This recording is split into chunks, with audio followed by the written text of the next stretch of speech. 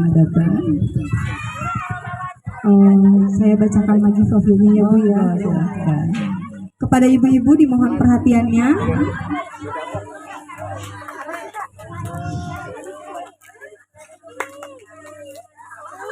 Beliau yang ada di samping kanan saya adalah Ibu Anita Diananda MSI. Beliau berprofesi sebagai dosen Universitas Cendekia Abdi Kota Tangerang, betul Ibu, serta narasumber Majelis Taklim. Pendidikan terakhirnya yaitu di UIN Syarif Hidayatullah Jakarta.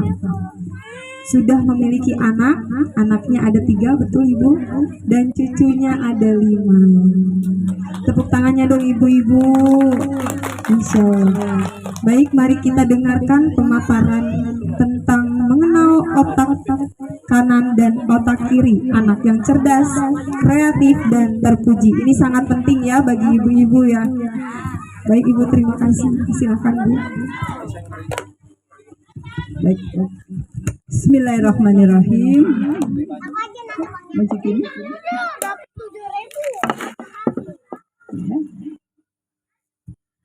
Bismillahirrahmanirrahim. Assalamualaikum warahmatullahi wabarakatuh.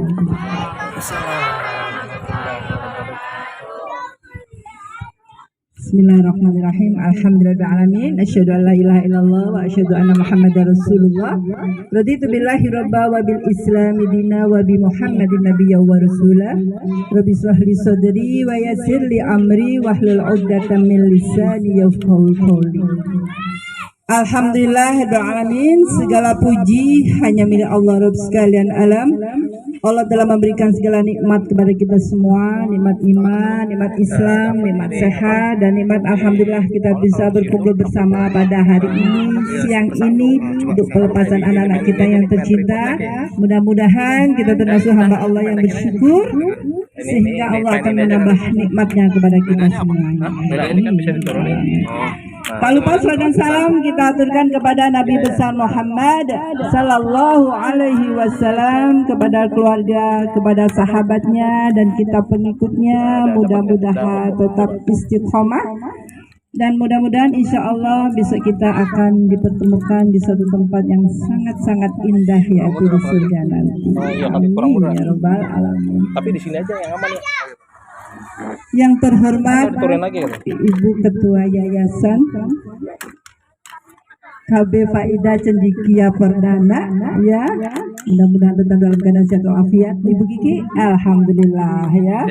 Yang terhormat juga Bapak Pembina Yayasan dari Faidah Cendekia Perdana, alhamdulillah, mudah-mudahan tetap sehat ya Bapak ya. Yang terhormat juga Bapak Penilik dari Curug, mohon maaf, mudah-mudahan tetap sehat ya Pak ya. Alhamdulillahirrahmanirrahim. Yang juga kami hormati Kepala Sekolah ya FD Faidah Cendekia Perdana, Ibu Rahmawati SPD, alhamdulillah. Yang kami hormati dan kami cintai juga Ibu Guru yang dengan setia, dengan semangat telaten mendidik anak-anak kita semuanya ya. Dan kita bisa melihat penampilan subhanallah ya, dengan gerakan lucunya mereka bisa menyenangkan. Mudah-mudahan anak-anak kita menjadi anak-anak yang qurrata ayun. Amin ya rabbal alamin. Yang kami cintai juga ibu-ibu wali murid di sini ya, dan anak-anak yang saya banggakan. Alhamdulillah pada hari ini siang menjelang siang ya, alhamdulillah Bu, mendung ya Bu ya, nggak panas ya, alhamdulillah ya. Soalnya sekarang lagi musim hujan ya, alhamdulillah, jangan hujan dulu, nanti udah selesai acaranya. Baik, terima kasih kepada Ibu Kepala Sekolah yang telah memberikan kesempatan kepada saya untuk bisa berbagi ilmu ya Bu ya, berbagi ilmu tentang otak. Tentang apa Bu? Otak. Baik. Masih semangat gak Bu? Masih. Coba Bu, kita main bertepuk-tepuk dulu Bu ya, biar otak kanan otak kiri kita bisa konsentrasi. Oke. Kalau saya bilang pagi, Ibu nepuknya 1 kali. Ya Bu. Bu, udah siap belum Bu? Udah. Pagi. Alhamdulillah. Belum serempak masih sibuk dengan anak-anak ya. Bu. Ya, memang punya anak kecil gitu ya, fokus sama anak-anak nggak apa-apa lah. Kita belajar santai aja ya Bu ya. Oke, kayaknya kok jauh saya ke sana ya. Bu. Ibunya masih asik kayaknya. Enaknya saya kesana. Ya, kayaknya kok jauh gitu loh ngelihatnya. Deket ya. Coba Bu, tepuk satu kali, tepuk pagi. Oke. Kalau saya bilang tepuk siang, 2 kali tepuk siang. Oke, konsentrasi. Kalau saya bilang sore hari, tepuknya 3 kali, tepuk sore. Alhamdulillah, udah konsentrasi. Coba saya ulang lagi, tepuk pagi, siang, sore. Udah kelebihan, enggak. Ulang lagi, tepuk sore, pagi, siang. Oke. Tepuk pagi, malam. Ada malam nggak Pak? Nggak ada ya. Saya bilangnya tadi sore. Kalau sore 3 kali ya. Kalau malam tadi saya nggak ngasih contoh tepuk malam ya Bu ya. Baik. Artinya apa? Hal yang sepele pun main bertepuk tangan saja butuh konsentrasi. Padahal ya main tepuk itu kan gampang. Tapi ternyata kalau kita nggak konsentrasi ya, kita juga nggak bisa melakukan aktivitas dengan baik. Alhamdulillah saya tadi melihat penampilan anak-anak ya dengan lucunya. Ini usia 3-4 tahun ya. 3 kelompok bermain ya. 3, 4, 5 ya. Oke, usianya 3 tahun 4 tahun. Subhanallah tadi sudah berani anak-anak maju ke depan walaupun dengan gayanya yang seenaknya sendiri ya. Namanya anak-anak, yang penting dia udah tampil berani ke depan. Itu adalah sesuatu yang luar biasa. Anak-anaknya luar biasa, bu gurunya juga luar biasa, orang tuanya juga luar biasa. Alhamdulillah. Kayaknya harus lihat slide saya ya. Boleh? Sambil menjelaskan saya lihat slide. Sayangnya kok paling enak dekat. Kita konsentrasi 15 menit, oke, ya, buka slide-nya Pak. Nah Bu, ini siapa Bu? Anak kita baru lahir ya Bu ya? Iya, alhamdulillah, subhanallah lucu banget nih anak-anak kita nih tadi tampil ya. Yaitu anak kita baru lahir. Ternyata Bu, otak anak kita pada saat baru lahir berapa sih jumlah sel sarafnya? Jumlahnya banyak Bu, ada 100 miliar. Nggak ngebayangin Bu, duit kita aja nggak sampai segitu Bu ya. Buru-buru 100 miliar. Satu aja kagak punya 1 miliar ya. Itu baru lahir otaknya udah terbentuk 100 M. Nggak kebayang saya ya, baru lahir. Selanjutnya pada saat usia 3 tahun itu lebih banyak lagi Bu sel otaknya Bu. Tidak hanya 100 miliar tetapi berapa triliun itu Bu? 1000 triliun ya Allah. Itu uang negara kali ya. Berarti apa Bu? Otak kanan dan otak kiri yang tadi sudah dibicarakan ya, itu jumlah sel sarafnya tak terhingga. Karena itu, karena otak adalah pusat apa Bu? Perilaku anak-anak kita itu di otak Bu. Otaknya harus dijaga. Coba Bu, kalau ada seseorang yang melakukan perilaku yang tidak orang gila kali ya, itu yang salah apanya Bu? Otaknya kan, emang dia miring gitu kan? Berarti otaknya ya. Jadi otak ini adalah membentuk perilaku anak-anak. Oke, nah jadi kita harus menjaganya. Bagaimana cara menjaga otak? Coba lanjut slide-nya Bu. Itu gambar perbandingan otak anak dengan stimulasi dan tanpa stimulasi. Nih Bu, baru lahir begini Bu, otaknya Bu. Sel sarafnya masih belum tersambung, belum nyambung. Yang 100 M tadi yang didukung oleh 1 triliun belum nyambung Bu, belum sempurna. Ya, perlu disempurnakan. Siapa yang menyempurnakan? Orang tua, guru, lingkungan. Nih, belum sempurna nih.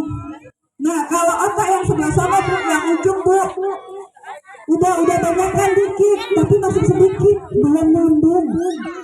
Ya, nah yang tengah tuh baru sudah rimbun sel saraf otaknya.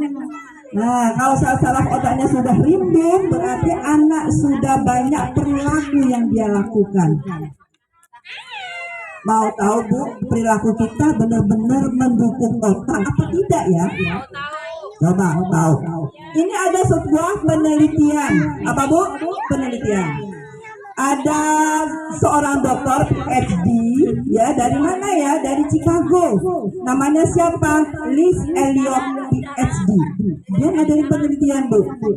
Dia punya anak bayi yang bernama Yulia.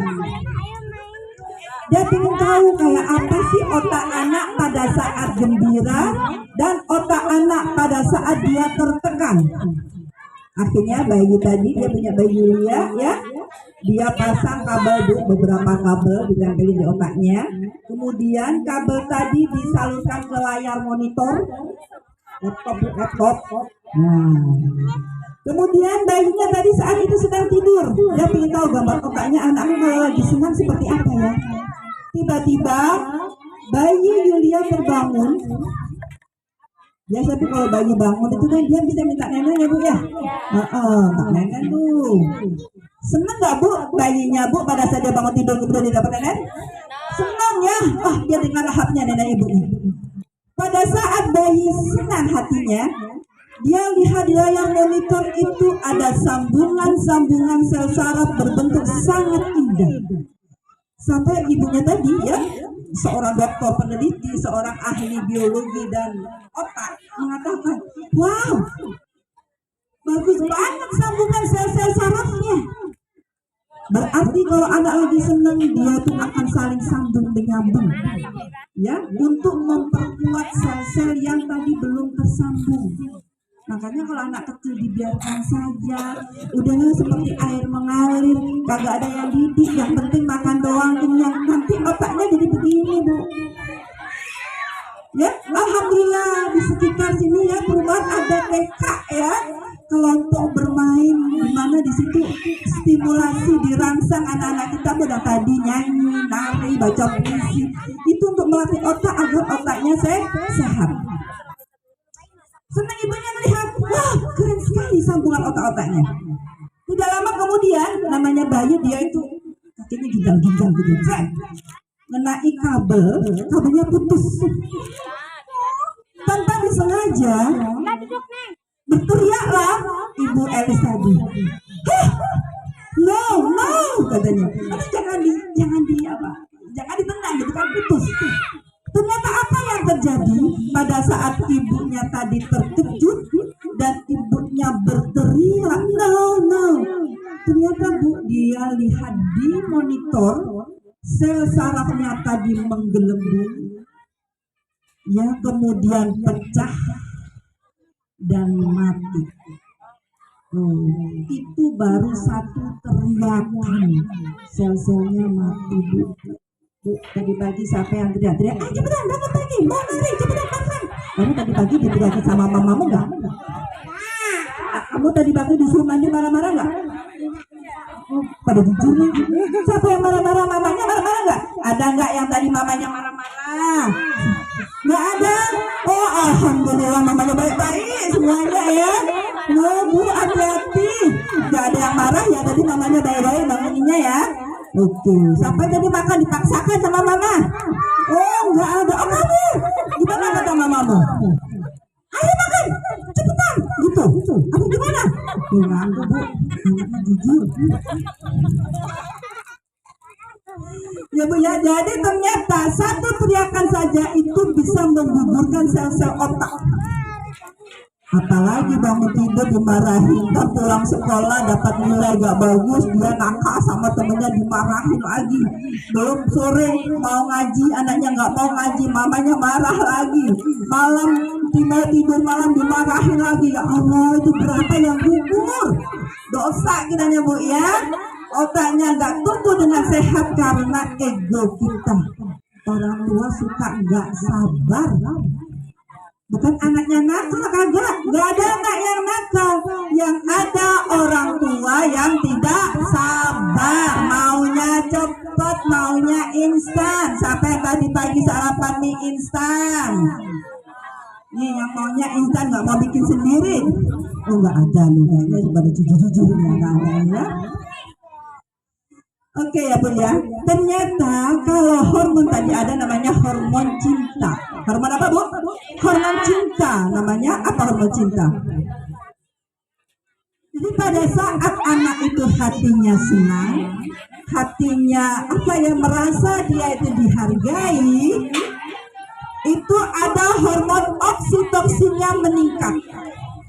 Ibu nyambung tuh Bu, satu nyambung.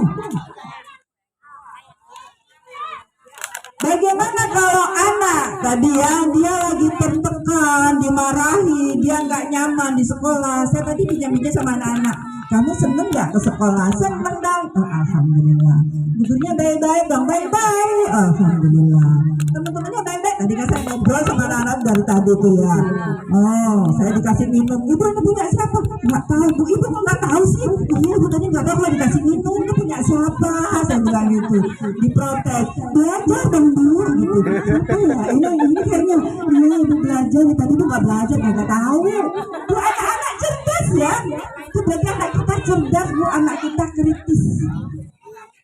Lalu bagaimana tadi kita kembali lagi ya, supaya sel-sel saraf tersambung dengan baik, anak-anak mempunyai perilaku yang baik, anak yang cerdas, anak yang sopan, anak yang kreatif, anak yang terpuji.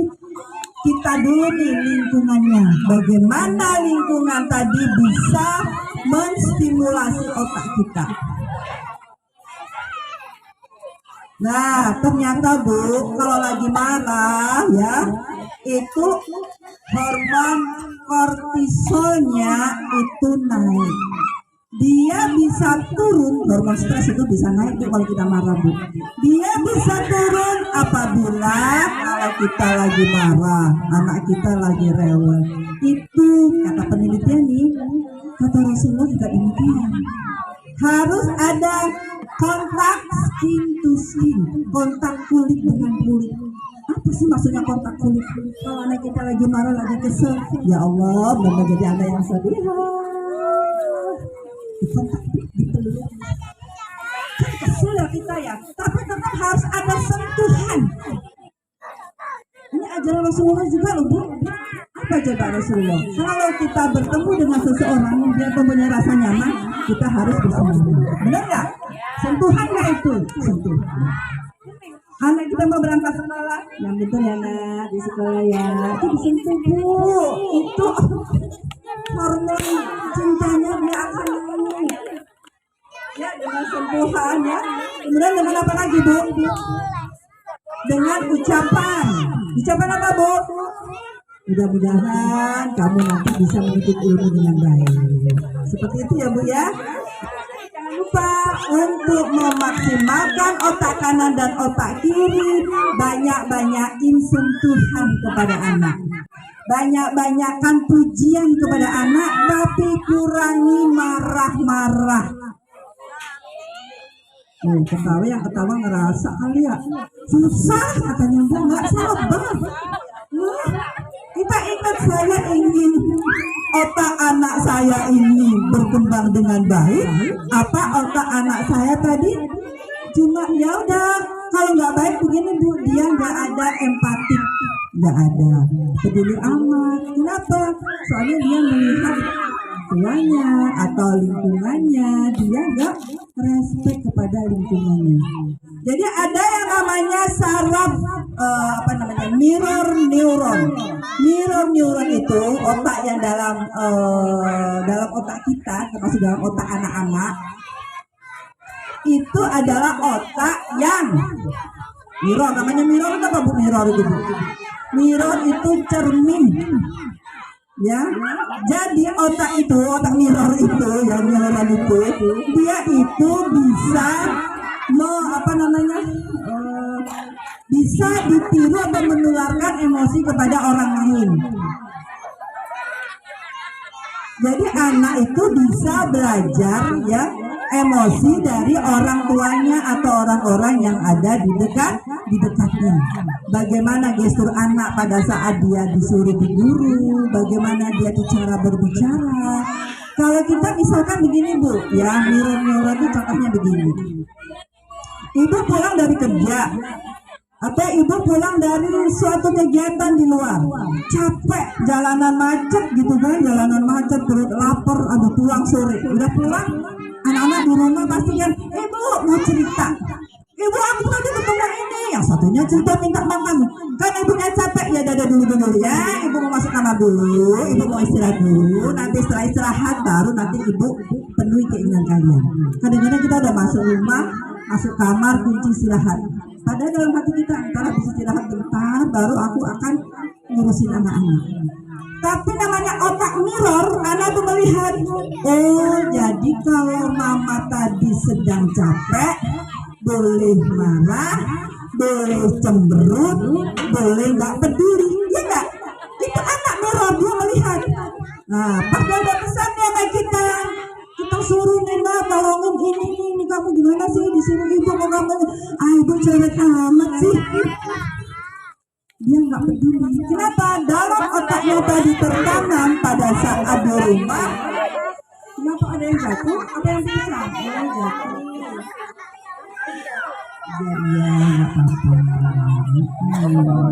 Oke ya. Bu, itu bahayanya ya, ada namanya otak mirror tadi ya, dia nyontoh. Berarti boleh mukanya asem ya, boleh nggak ngomong, boleh tidur gitu kan. Nah itu seperti itu ya. Jadi mudah-mudahan kita kurangi, kalau bisa tetap kita melakukan kewajiban kita sebagai orang tua untuk memenuhi kebutuhannya, tidak hanya fisik ya, makan, minum semuanya, tapi secara psikologi, perasaannya tenang nggak, perasaannya gembira nggak. Coba saya tanya, siapa yang pulang sekolah, ibu-ibu nanya kepada anaknya, kamu tadi di sekolah gembira nggak sih? Tanya nggak? Tanya, alhamdulillah. Gimana Bu nanyanya Bu? Oh kamu nakal nggak? Jangan nakal Bu, jangan disebut nakalnya. Nah, kamu tadi belajar apa dengan Bu Guru? Senang nggak? Senang, gitu kan? Alhamdulillah. Anak ibu udah bisa belajar menulis. Tadi anak-anak nanya, kamu kalau gede jadi apa? Aku mau jadi Bu Guru Bu. Nih kata yang ini, sampai mana tadi itu ya? Kenapa mau jadi Bu Guru? Karena Bu Guru itu pinter katanya. Pinternya seperti apa? Mana Bu Guru bisa baca, bisa nulis, Bu Gurunya baik. Baik, bukan baik yang ditekankan. Ya, mau jadi guru. Jadi apa yang dilihat, apa yang didengar, apa yang dirasakan masuk dalam otaknya. Pertama otak memori jangka pendek dulu Bu. Kalau merasa itu bermakna, informasi tadi dia masuk ke otak jangka panjang, long term. Ya, otak jangka panjang berarti dia akan tersimpan di dalam hatinya, di alam bawah sadarnya. Seperti itu ya Bu ya. Oke, silakan lanjut. Nih Bu, 75% perkembangan otak anak terjadi sebelum 3 tahun. Otak kita tadi berkembang pesat ya, makanya kenapa di usia dini nih anak-anak 3 tahun 4 tahun namanya golden age. Apa Bu? Golden age artinya apa? Usia emas. Ya Allah, jangan sampai kita menyia-nyiakan di usia emasnya. Ibu sibuk sendiri, bapak sibuk sendiri, udah anak diserahin ke Bu Guru. Bu Gurunya cuma 2 jam Bu, yang diajarin banyak ya, sedangkan di rumah berapa jam Bu? Kalau diambil 2 jam di sekolah berarti minimal 22 jam bersama kita. Akankah kita lalai dengan tugas kita sebagai orang tua? Nanti ditanya Bu di akhirat, Bu. Tanya Bu, jangan sampai lalai kalau lihat HP ini mau ngejawab WA. Udah deh, sampai anak kita nggak tahu, Bu. Ntar anaknya nanya, Bu, sepatunya sudah mana? Itu sebenarnya di bawah rak, kamu bawa di rak sebelah bawah, kamu cuma ini udah ambil sendiri, gitu kan? Hati-hati ya, nanti dicontoh sama anak tadi, ada otak mirror, nyontoh dianya, Bu. Harusnya seperti apa, Bu? Kalau kita lagi megang HP, anak kita membutuhkan sesuatu, seperti apa, Bu, harusnya kita, Bu? Apa dilempar HP-nya? Enggak, diapain, Bu? Hah? Iya, ditaruh dulu, Bu. Ada apa, kamu butuh ibu ya? Iya, aku butuh sepatu. Ayo dan sama ibu di sebelah sana, coba kamu ambil. Nah, seperti itu ya. Jangan sampai gara-gara nih, Bu, gadget nih, Bu, tugas kita menjadi lalai. Nanti nyesel, Bu, kalau udah gede. Soalnya pada anak usia dini itu masa yang tadi golden age ya, masa yang emas, namanya emas itu ya harus kita jaga. Jangan sampai dia kecewa. Coba saya mau nanya kepada ibu, maaf, punya masa lalu yang trauma nggak sama orang tua ibu sampai sekarang akhirnya menimbulkan perilaku misalkan minder, cuek, malas? Ada nggak ibu punya trauma masa lalu? Berantem. Terus traumanya sama ibu sampai sekarang apa traumanya? Enggak bisa aja. Oh, alhamdulillah berarti bisa. Oh, biasa. Ada nggak yang punya trauma masa lalu jadi minder? Kayak tadi disuruh membawa acara taklim, kamu aja, enggak pakai kacamata, kamu aja, nggak bener, jelek. Seperti itu ya, nggak pede. Kenapa nggak pede? Bisa jadi kita hanya orang tua sih. Kita evaluasi ya, jangan sampai apa perlakuan kita kepada orang tua, perlakuan kita kepada anak kita membuat anak gedenya jadi minder, nggak pede seperti itu. Karena kita sendiri pernah merasakan hal-hal seperti itu. Oke, baik, lanjut. Faktor yang mempengaruhi perkembangan otak anak nih. Otak anak ini banyak faktor yang mempengaruhi. Karena otak adalah pusatnya, Bu. Pusat apa, Bu? Pusat perilaku kita di otak. Jadi ada hubungan otak dengan perilaku manusia. Kalau perilaku manusianya tidak baik, berarti otaknya error. Ya kan? Iya. Makanya ada hubungan yang tak terpisahkan. Jadi makanya kenapa pembelajaran sekarang ini bukan hanya pembelajaran semaunya guru, semaunya kurikulum, tidak, tapi sesuaikan dengan perkembangan otak, sesuaikan dengan kebutuhan otak. Tuh.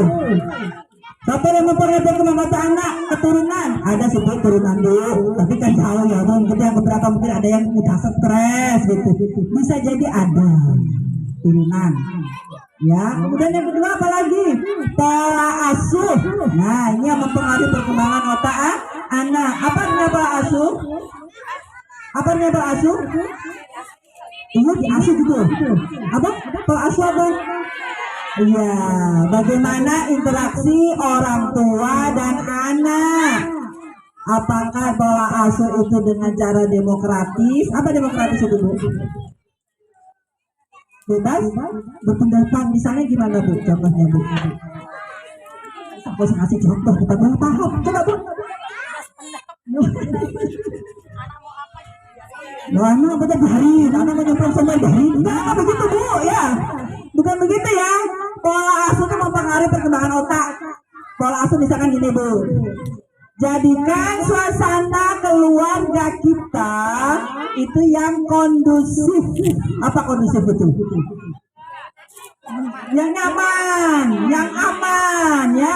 Jangan sampai anak pulang sekolah malas, aku pulang pasti mama marah-marah, cemberut. Malas aku pulang pasti aku disuruh tidur sama mama. Malas aku pulang, jadi nggak nyaman itu ya.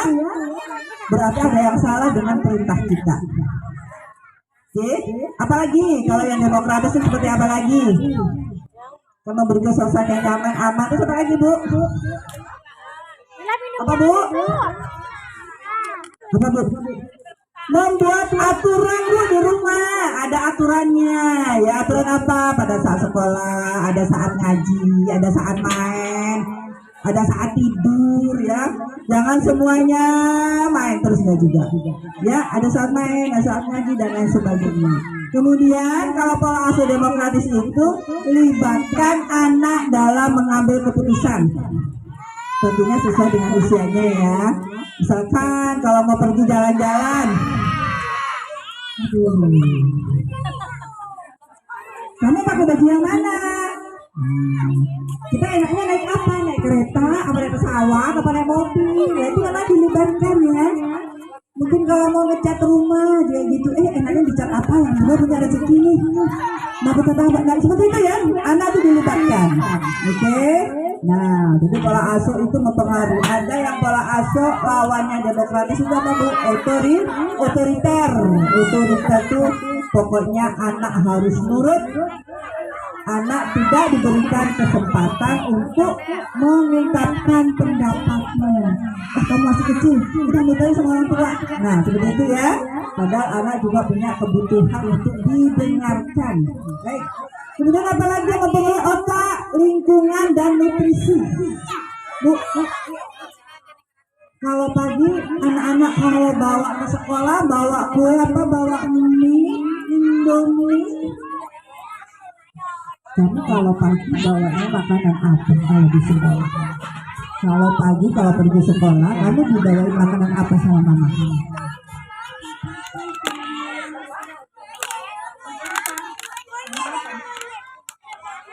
Indomie apa sama mama? Apa? Bicara apa? Dari rumah ke sekolah. Seperti itu apa sih? Oh, koper coklat. Kalau kebanyakan coklat anaknya ntar keaktifan Bu. Kebanyakan gula. Ya, coba siapkan makanan yang sehat untuk anak. Di model-model aja, dicetak-cetak ya, biar anak itu senang kalau lihat sesuatu yang baru, lucu gitu ya.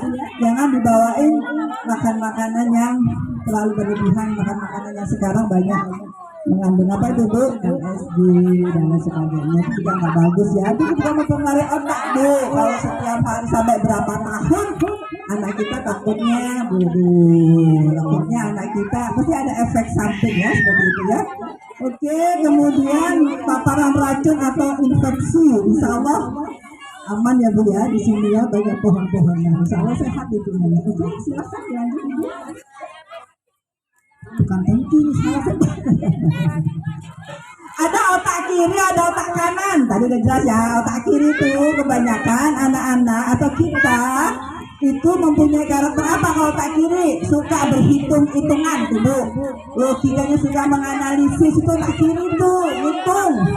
Kalau otak kanan itu kreatif, imajinatif ya.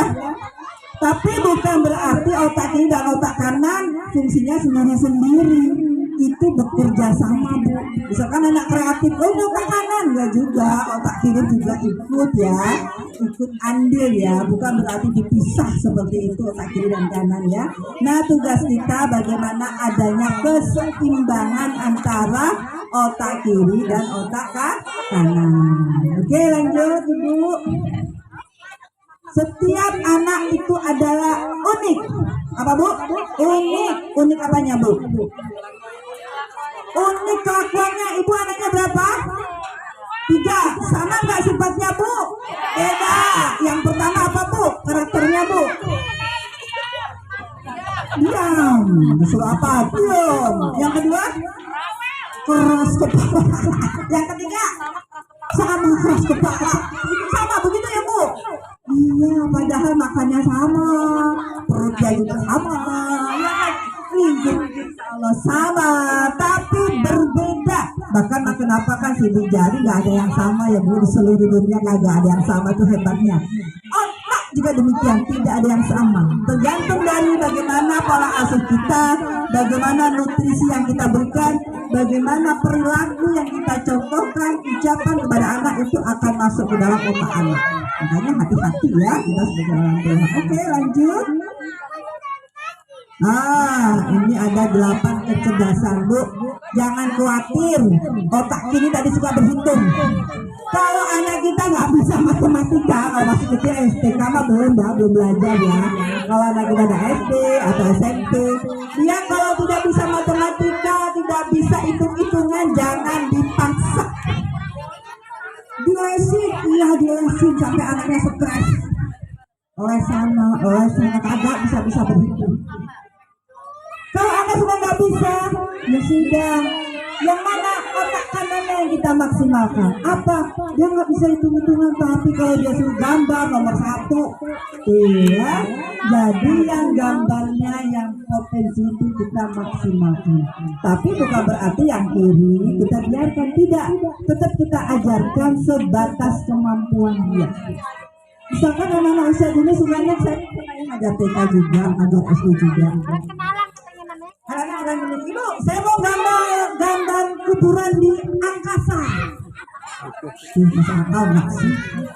Gambar kuburan di angkasa. Oh, berarti dia otak kanan imajinasinya. Oke, silakan. Senang ya. Kamu kalau TK masih bebas. Kalau SD nggak ada kuburan semua di sana tuh. Di tanah itu udah SD tuh. SD seperti itu ya gurunya ya. Kalau masuk TK masih bebas, makanya biarkan mau kuburan di atas angkasa ya, mau mewarnai ikan hiu warnanya merah, udah jangan disalahin. Tuh hiunya merah, kenapa? Kena cat gitu kan. Biarin, dia imajinasinya tinggi. Jadi jangan dihambat-hambat, biarkan dia berkreasi. Ya nanti dengan berlalunya usia waktunya, nanti baru dia akan bisa memilih. Oh, ternyata hidup itu adanya hitam doang, ada merah, ada hijau. Biarin. Ya, mau rumah pintunya ngadep ke atas, nggak apa-apa. Biarkan saja. Dia lihat imajinasinya. Mumpung masih TK, usia emas ya. Sambungkan sel-sel sarafnya. Baik. Saya sampai jam berapa? Berapa menit lagi?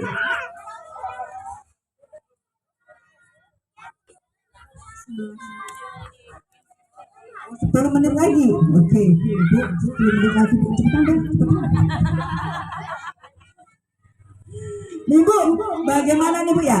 Ada namanya, kan kita bukan pakar otak ya Bu ya. Saya juga bukan pakar otak ya. Sama Bu, kita ini bukan pakar otak, bukan dokter maksudnya, dokter otak. Tapi tugas kita sebagai pendidik tiap hari ngubah otaknya anak kita. Tuh, saya juga bukan pakar otak, ibu juga bukan, kan kita bukan dokter otak ya. Tapi tugas kita sebagai seorang pendidik, yaitu orang tua terutama dan guru, itu tugasnya mengubah otak anak kita sehingga sesuai dengan fungsinya. Contoh Rasulullah Shallallahu Alaihi Wasallam pada suatu saat, ibu, otak anak kecil itu yang lebih berperan adalah sistem limbik. Apa Bu? Limbik. Udah nggak usah dihafal sih Bu, pokoknya tahu aja. Nah, nggak keluar dalam ujiannya. Nah, sistem limbik itu pada anak yang baru lahir itu udah sempurna sambungan sel sarafnya. Makanya kenapa anak kecil itu bisanya pas lahir dia cuma misalnya apa Bu? Nangis, dia nggak senyum, takut. Dia udah bisa berhitung nggak Bu? Udah bisa berhitung nggak Bu? Belum. Berarti apa Bu? Logikanya berpikir di depannya, otak di depan ini belum sempurna. Jadi apa yang perlu dimaksimalkan? Emosinya. Nih anak usia dini, emosinya yang perlu kita didik dengan baik. Emosi itu apa sih emosi ini? Marah. Bagaimana anak menahan marah? Kenapa sekarang banyak korupsi? Saya kemarin pas ada mata kuliah karakter building ya, bagaimana sih membangun karakter sehingga setelah pada saat anak kita dewasa sudah menjadi orang itu tidak korupsi. Ternyata Bu, dari anak usia dini harus kita didik. Bagaimana caranya? anak diajari sabar menunggu giliran. Kan menunda kesenangan kan? Bukan gilirannya, kamu di belakang, tidak boleh di depan, sesuai giliran. Itu latihan loh Bu, latihan anak menahan diri. Latihan anak untuk menahan terhadap kesenangan, ditahan. Ada sebuah penelitian juga ya, anak usia dini dikasih makanan dulu. Dua anak, yang satu perintahnya seperti ini, nak, ini dikasih makanan yang enak ya, dikasih coklat, biasanya lelaki sukanya coklat ya. Nah, coklat ini jangan dimakan dulu ya, nanti ibu ke dapur dulu. Kalau ibu udah dari dapur, baru kamu boleh makan. Yang satunya lagi juga sama perintahnya. Ternyata apa yang terjadi? Satu anak dia bisa menahan diri, dimakan. Kata mama nggak boleh dimakan, nunggu mama pulang dari dapur. Yang satunya udah nggak tahan, ya coklat merah-merah kok enak, ada es krim langsung makan. Ternyata apa Bu? Ternyata setelah besar, biasanya penelitian itu lama ya jangkanya ya. Anak yang bisa menahan diri, ya ternyata dia punya perilaku yang baik. Kita tidak gampang dia itu melukai temannya, dia menahan kesenangannya ya. Dia anak yang antri, tidak sobat-sobat. Itu ternyata dari kecil kita seperti itu. Termasuk mungkin orang tua ya, orang tua sayang bukan berarti semuanya harus diturutin kan, seperti itu Bu ya. Ditahan dulu, belum saatnya kamu nak beli motor. Nah sekarang anak SD udah pakai naik motor. Akhirnya apa Bu? Kecelakaan. Kenapa? Karena dia otak logikanya belum sempurna. Makanya buat jangan gaya-gayaan ya, belum punya SIM pemainnya tuh orang tuanya senang, jangan, karena dia belum sempurna untuk proses berpikir. Kalau dapat gini, ada begini saya harus seperti apa, dia belum mampu. Iya, jadi makanya belum paham, belum usianya gitu nyampe. Jadi kita jangan tergesa-gesa karena kesenangan orang tua. Oke, lanjut. Oke, memperkaya otak ya. Jadi otak itu perlu dikayain Bu, gak cuma kantong kita ya, penuh ya. Otak kita juga harus diperkaya. Nah, pada saat berlibur ya, kita banyak interaksi dengan anak kita. Interaksinya seperti apa? Banyak nanya.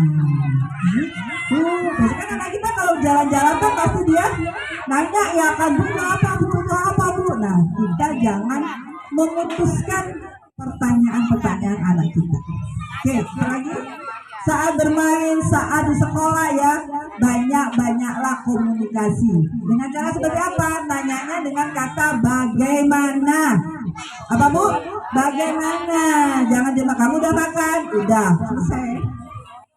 Ya, kamu udah mandi, udah selesai. Tapi kalau bagaimana, pasti jawabannya panjang. Bagaimana nak kamu tadi di sekolah? Seru nggak? Seru Bu. Serunya gimana coba? Ibu pengen dengar. Ya tadi baru waktu main itu tuh, ayo nak aku ngomong sama Faiz. Tapi kita ngikutin, jangan dorong-dorong nanti jatuh. Wah keren, jawab anak ibu baik. Seperti ya, ajak ngomong supaya tadi otaknya jadi sempurna. Oke? Apa lagi memperkaya otak? Mengajak olahraga, olahraga ya. Oke, lanjut. Ajak anak bermain puzzle, ya insya Allah ya Bu ya, di sekolah juga diajari, di rumah juga diajari bermain ya. Jangan sampai kita sibuk dengan sendirian. Baik, ini kayaknya udah panjang deh, mending kasih waktu 5 menit untuk tanya jawab ya. Jadi soalnya harus berapa SKS tuh kalau cerita semuanya Bu, satu semester Bu. Ini cuma udah saya singkat saja ya. Baik, kasih waktu pertanyaan untuk guru dulu atau untuk orang tua murid, atau guru-guru yang mau bertanya boleh. Silakan Bu, jangan takut. Jaga saya sekarang orang tua murid. Ada yang mau bertanya kan? Nanya tentang otak. Kayaknya udah capek. Baik ya, alhamdulillah ya, gak ada nanya nih. Tidak ada yang ada bertanya. Oh, Bapak Ustadz mau bertanya.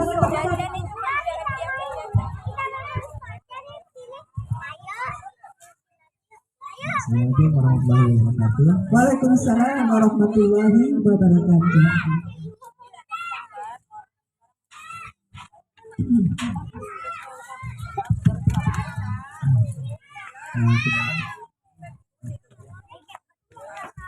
Kang ngapain sih?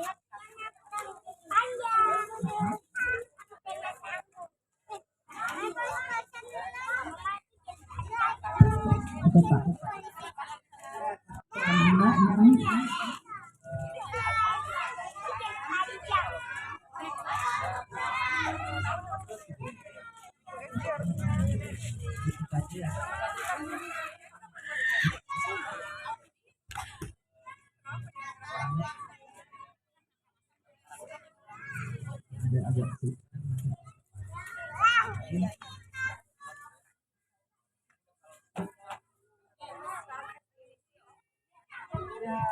Alhamdulillah ya Bapak Ustadz nih pengasuh pondok pesantren ya. Alhamdulillah tetap sabar ya Pak Ustadz. Iya subhanallah. Amin ya rabbal alamin. Bu dengar nggak Bu tadi pertanyaannya Bu? Enggak, saya ulang lagi ya Pak Ustadz. Oke, Pak Ustadz ini kan menjaga anak-anak yatim ya.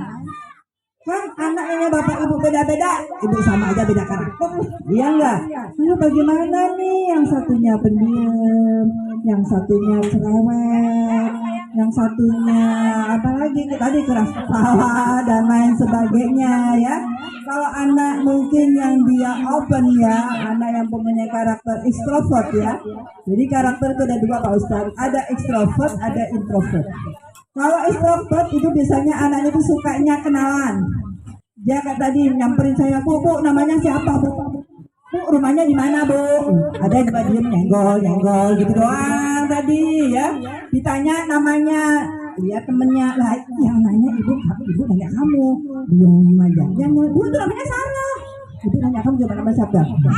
Gitu kan? Ada anak yang memperkenalkan diri, ada anak tadi pendiam ya. Nah kalau yang ekstrovertnya dia anaknya itu penggembira ya, dia terbuka, enak kita ngomongnya. Kalau anaknya diem, kalau nggak dicolek nggak ngomong, kadang kalau dicolek diajak ngomong tetap aja diem. Lalu bagaimana kita sebagai seorang pengasuh menghadapi berbagai macam karakter? Satu Pak, bisa ngomong secara lisan, suruh dengan bahasa. Ya, coba. Kamu lagi sedih ya? Coba kamu cerita deh, kamu nulis deh. Kamu sedihnya kenapa? Ini kalau punya anak di pesantren. Coba, apa yang kamu rasakan kegelisahanmu di pesantren? Satu, aku ingin pulang. Panjang banget tuh ulangnya itu Bu. Wah, gitu ya, masih ingat saya. Misi kedua, teman sekamarku cerewet, aku nggak suka. Ya ngomong nggak bisa, tapi sudah bahasa Indonesia. Terus, aku maunya nggak sekolah di pesantren. Aku maunya sekolah di rumah, gitu kan. Dia keluarkan unek-unek semuanya, tulis apa yang nggak kamu suka. Sampai Bu, baunya suruh pagi dulu, capek, suruh apalin, suruh gini, tulis yang nggak suka. Gitu. Yang suka mana? Tapi temennya banyak Bu. Coba yang suka berapa, yang nggak suka berapa. Banyak mana yang suka sama yang nggak suka. Sebenarnya yang suka lebih banyak. Yang nggak suka cuma beberapa, yang suka banyak. Aku punya aktivitas ini, punya kenalan ini, punya ini dan dia punya dan sebagainya. Jadi kita korek dengan bahasa tulisan. Ungkapkan dia, jangan cegah dulu, jangan gitu. Misalkan nih ya Pak ya, kalau anak usia remaja kan udah punya rasa ya, rasa dengan lawan jenis. Misalkan Ustazah, aku suka sama Ikhwan itu. Jangan haram tahu pacaran, misalkan gitu. Kira-kira anaknya mau cerita lagi nggak? Enggak. Aku nanti kalau cerita sama Bu Ustazah, sama Bu Ustazah aku dimarahin. Akhirnya cerita sama temennya. Nah ya, jadi kalau dalam psikologi ya Pak ya, biarkan anak itu cerita dulu sepuasnya dia. Kita sebagai orang tua atau pembina atau mendengarkan dulu cerita ini udah selesai, baru kita nanya, terus apa yang ingin kamu lakukan? Ya dulu, jangan kita dulu, kita kan terakhir endingnya baru baru kita ya. Pertama didengarkan dulu, kemudian apa yang sudah kamu lakukan? Aku udah deket sih Bu, tapi kan aku nggak boleh. Terus apa lagi? Nah, biarkan dia menyelesaikan masalahnya dulu, baru kemudian kita menengahi. Begini ya menurut Ibu. Tapi anak udah cerita, udah puas, udah lega. Nah baru kita menengahi. Kalau seperti ini seperti apa? Saya Pak udah ngalamin karena saya udah menikah semua ya, alhamdulillah ya. Sudah melewati masa usia dini sampai remaja, sampai kalau pacaran mau keluar sama demennya, minta izin sama saya. Ibu, boleh nggak saya keluar sama teman dekat saya? Ini pesantren loh. Hah? Keluar kemana? Anak SMA, kelas 2, kelas 3 kan dia mungkin pengen namanya rasa ya. Rasa itu kan nggak bisa kita tolak ya, pemberian dari Allah ya. Saya nggak langsung tanya atau gimana. Coba kamu duduk. Kamu sekarang di mana? Di pesantren, gitu kan? Kira-kira kalau laki-laki sama perempuan keluar berdua boleh nggak? Nggak boleh sih Bu. Aku naik motor. Ntar kalau senggolan sama temennya gimana? Aku kasih tas di tengah Bu. Kasih tas. Jadi kalau nyenggol tas. Itu alasan anak sekarang ya. Tetap saya memberikan penjelasan, kamu harus bisa menjaga alma maternya, menjaga nama baik orang tua, nilai-nilai agama, dan lain sebagainya. Kalau kamu keluar, tiba-tiba ada apa-apa, ternyata namamu juga jelek dan lain sebagainya. Akhirnya apa? Terserah dia. Kita nggak bisa maksain ya. Dan kemudian kita memberikan pengarahan, akhirnya dia memutuskan sendiri. Jadi nggak boleh ada jadi. Kalau mau keluar juga rame-rame aja bareng-barengan gitu, dan jangan di tempat-tempat yang sepi. Karena kalau kita sering melarang tanpa memberikan argumentasi yang jelas, anak menjadi bohong. Bu keluar ada PR, udah kerja kelompok, padahal di sana dia ada sebagainya. Ya butuh keterbukaan. Seperti itu ya Ustaz ya. Tentunya harus ikhlas dan sabar ya, menghadapi karakter bermacam-macam seperti itu. Baik, ada yang mau bertanya lagi? Bu, seru Bu. Oh, ternyata ada yang mancing ini Bu. Nah, Bunda silahkan. Lewat 5 menit. Selamat siang, assalamualaikum warahmatullahi wabarakatuh. Wali murid dari kelompok bermain. Dia siapa mana putrinya? Ini namanya Tita. Tita. Ini Ibu saya mau tanya. Kalau orang tua kan kepada anak tadi kan nggak boleh menuntut terlalu lebih ya batas kemampuan. Tapi kalau kita sebagai orang tua berharap gitu, misalkan malam dia biasanya kalau anak saya biasanya pulang saya kerja atau kita sebelum tidur ada saya sih biasain sharing dia apa yang dia lakuin setiap hari di sekolah, walaupun memang kadang dia ada indikasi mungkin bohong lah ya.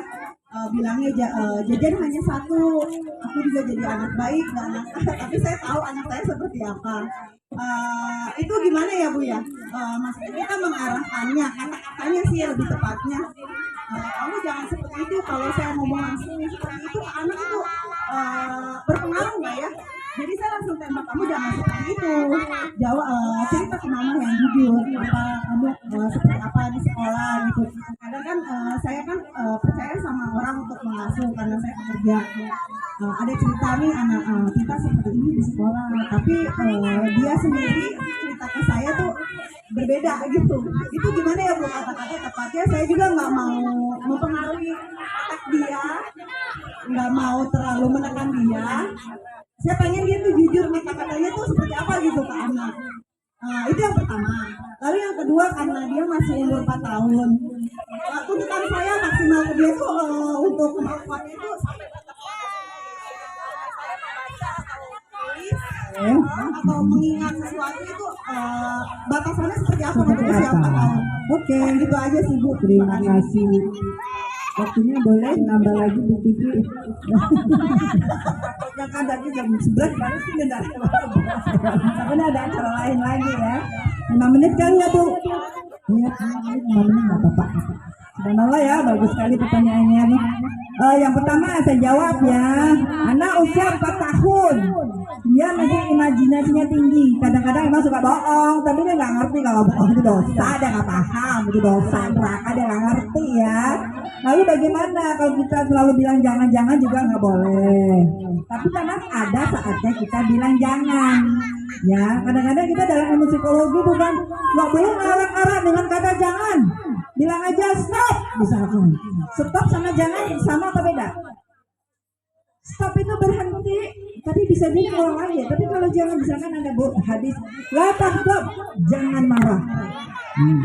Ada jangan ya.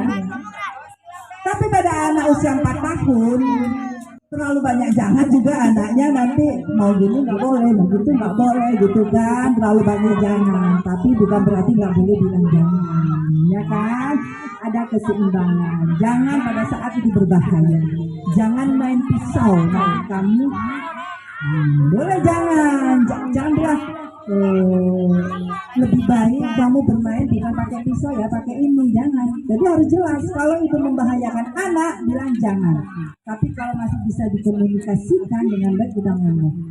Misalkan anak usia 4 tahun, ibu aku tadi beli permen loh, uang yang kasih ibu tadi udah habis gitu ya, padahal masih ada sisa. Misalkan anak kita suka berimajinasi. Lalu bagaimana kita orang tua komunikasi dengan anak? Kamu harus jujur loh ya. Coba ceritakan kembali. Oh kamu tadi udah habis ya. Mana coba nggak ada sisa uang yang tidak ada bu. Ya sudah, kita percaya dulu. Percaya dulu ya. Nanti ada saatnya anak itu mengatakan sesuatu yang sebenarnya. Tapi tetap kita tanya, ada kembaliannya? Nggak ada kok, habis. Ya sudah, kok habis ya? Kamu senang ya dengan jajan itu 5.000? Iya tuh aku senang, aku habis. Besok lagi kita tanya lagi. Jadi dalam batas wajar kalau dia Batas. Kenapa? usia 4 tahun wajar. Karena anak kadang-kadang berimajinasi. Imam Joni ketemu setan, tapi kagak ada setan. Coba aku udah bilang setan di sana. Nggak ada setan di sana, nggak bisa ya. Ada anaknya imajinasi ya, karena harus kita luruskan, nggak ada ya anak ya. Kalau kamu berkata jujur apa adanya, mama juga nggak marah. Coba berkata jujur tuh, ya udah kita percaya aja. Kalau dia memang mengatakan sesungguhnya aku jujur, oke, gitu kan ya. Kecuali anak lama-lama kan kalau kita nggak percaya juga tidak terasa ya bu ya. Sepertinya masih ada sisa misalkan seperti itu ya. Ibu nggak marah kok, cerita aja. Ibu senang mendengarkan cerita. Kamu bagikan ke siapa saja. Nah, seperti itu ya. Oke. Kemudian yang kedua pertanyaannya adalah, tadi bu, tadi kan bilang bu, sistem limbik bukan membaca menulis. Salah kalau orang tua nuntut sekolah keluar harus bisa baca tulis. Bukan baca tulis yang diutamakan. Ini salah kaprah emang sih ya. Guru SD maunya bisa nulis, padahal guru TK bukan tugasnya ya. TK tadi apa bu? Emosi dulu. Tadinya berkembang emosinya. Baca nulis kan di otak kiri. Menghafal, menulis, enggak? Kalaupun kita ingin mengajari, pakai bahasa perlambang. Jadi misalkan ini, angka 1 seperti pohon, batang pohon. Ada lambang-lambang, jadi anak senang. Kalau bilang 2 misalkan kayak saklar, ada kwek, dua kali itu berarti angka 2. Kalau angka 3 misalkan ada lampu merah, hijau, kuning. Jadi pakai bahasa perlambang ya. Yang penting anak gembira, tidak tertekan. Bagaimana untuk melihat anak gembira dan tidak tertekan? Ayo belajar. Nggak mau belajar, berarti salah kita ngajarin anak-anak. Berarti dalam pikiran anak belajar adalah susah, belajar itu adalah tidak menyenangkan. Berarti bagaimana persepsi kita ya? Jadi bagaimana cara komunikasi dengan anak? Jangan sampai kata belajar menjadi momok. Kalau suruh milih anak-anak mau main sama belajar di rumah, coba ditanya, kamu suka main belajar apa bermain? Main, ya enggak? Dia kalau belum belajar nggak mau main. Kenapa? Dunia bermain. Kalaupun ngajari sambil main, sambil nyanyi, Jadi anak nggak terasa masuk. Nah, kalau kita belajar baca nulis ya, tapi itu jangan khawatir. Insya Allah anak usia 7 tahun diajarin 3 bulan bisa tuh baca nulis. Tapi bukan itu tujuan utama ya, tapi bagaimana membentuk karakter anak kita. Anak kita jujur, anak kita disiplin, mau mendengarkan guru sesuatu yang luar biasa.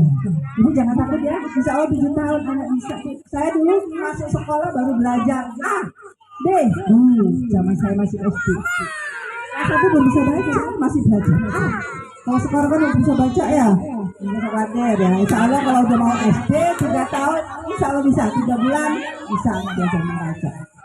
Rasakan ya, sukanya main ya. Kamu suka main atau belajar? Suka main atau belajar? Belajar atau main?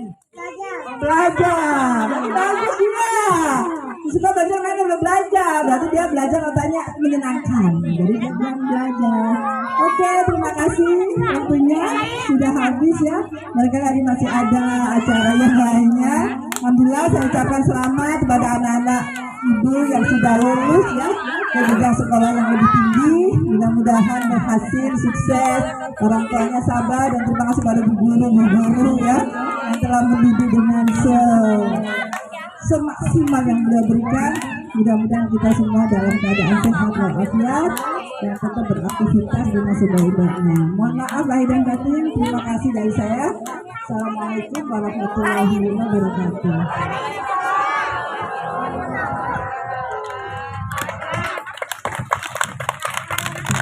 Terima kasih kepada Bu Rita. Selanjutnya penyerahan kenang-kenangan oleh Ketua Yayasan Faidah